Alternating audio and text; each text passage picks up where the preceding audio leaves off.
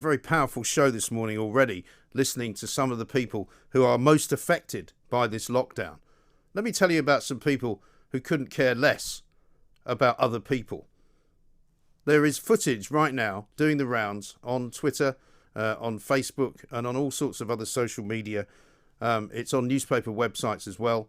2 members of Extinction Rebellion have this morning, on Armistice Day, the day when we remember people who gave their lives for this country, whether anonymously or as the unknown warrior or as members of the armed forces, through the years, through the ages, through the centuries. These people from Extinction Rebellion think it's appropriate to walk on the wreaths of the dead to the Cenotaph in London to lay a wreath about climate change. One of them is dressed in camouflage, one of them is dressed as a nurse. I'm told anecdotally that the man in camouflage may be a veteran. I don't think that matters. The Cenotaph is not a political statement. The Cenotaph is a war memorial. It is a memory of the dead. It is like walking on somebody's grave. It is like desecrating somebody's grave.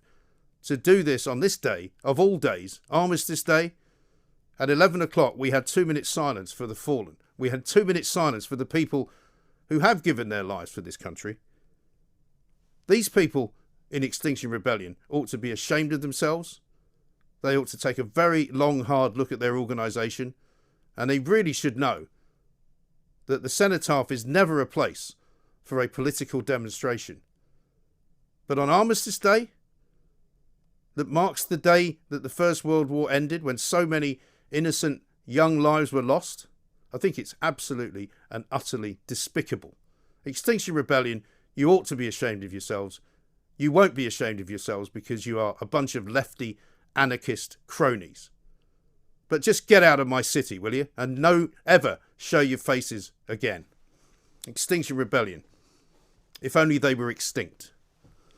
We're going to be doing Prime Minister's questions coming up in a little while. I'm quite upset about that. I'm also quite upset about the people who have rung in today to tell me how they are being affected by this terrible, terrible lockdown and by the way that this government seems to disregard anything that's going wrong in other parts of the community, in other parts of the health service. It's all about COVID. They're talking about vaccines. They're talking about lockdowns. They're talking about measures to keep people indoors and not allow them out. Absolutely extraordinary.